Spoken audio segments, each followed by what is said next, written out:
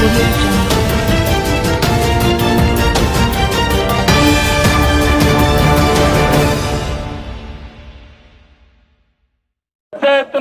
స్వాగతం పలికినటువంటి ఇస్వి గ్రామ ప్రజలకు, పెద్దలకు, అక్క చెల్లెమ్మలకు, అన్నదమ్ములందరికీ, అలాగే తెలుగుదేశం, జనసేన, బీజేపీ కార్యకర్తల నాయకులందరికీ నా హృదయపూర్వక ధన్యవాదాలు తెలియజేసుకుంటున్నాను. అలాగే ఈ కార్యక్రమానికి చేసినటువంటి మీనాక్షినాడు అన్న గారికి, భాస్కర్ రెడ్డి గారికి, కృష్ణమక్క గారికి, అలాగే తెలుగుదేశం పార్టీ నాయకులకు, ఎంఆర్పీఎస్ నాయకులకు అందరికీ నా హృదయపూర్వక ధన్యవాదాలు తెలియజేసుకుంటున్నాను. నేను ఇస్వి గ్రామ ప్రజలకు గతంలో ఇక్కడ జెండా ఆవిష్కరణకు వచ్చినప్పుడు చాలా సమస్యలు చెప్పారు. నేను ఒక్క విషయం అడుగుతా ఉన్నా. 2 సార్లు సాయి ప్రసాద్ రెడ్డి గారికి ఓటేసి మీరు గెలిపించారు.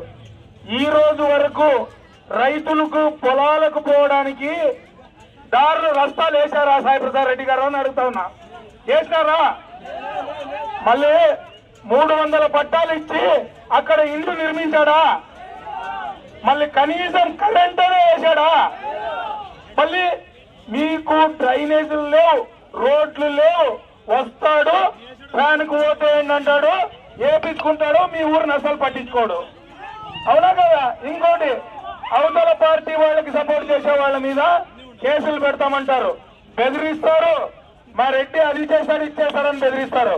నేను గ్రామ ప్రజలకు అందరికి ఒక్కసారి చెప్తున్నా, ఫ్యాన్ పక్కన పెట్టండి, సాయి ప్రసాద్ రెడ్డి అన్నను పక్కన పెట్టండి, జగన్మోహన్ రెడ్డి అన్నను పక్కన పెట్టండి, పార్థ సారథి అన్నను గెలిపించండి, కమలం పువ్వు గుర్తుకు ఓటేయండి.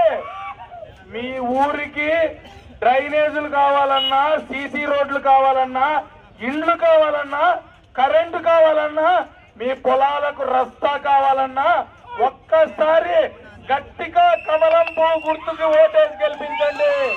అలాగే ఎంపీ అభ్యర్థిగా నిలబడినటువంటి నాగరాజు గారి సైకిల్ గుర్తుకు ఓటేసి గెలిపించండి. ఈ 2 ఓట్లు, ఈ 2 మిషన్లు ఉంటాయి. ఒకటి కమలం పువ్వు మీద గుద్దండి, ఒకటి సైకిల్ మీద గుద్దండి. నేను ఒక్క విషయం చెప్తున్నా, మీ ఊరికి ఏదైనా సమస్య వస్తే పార్థసారథి అన్నతో పాటు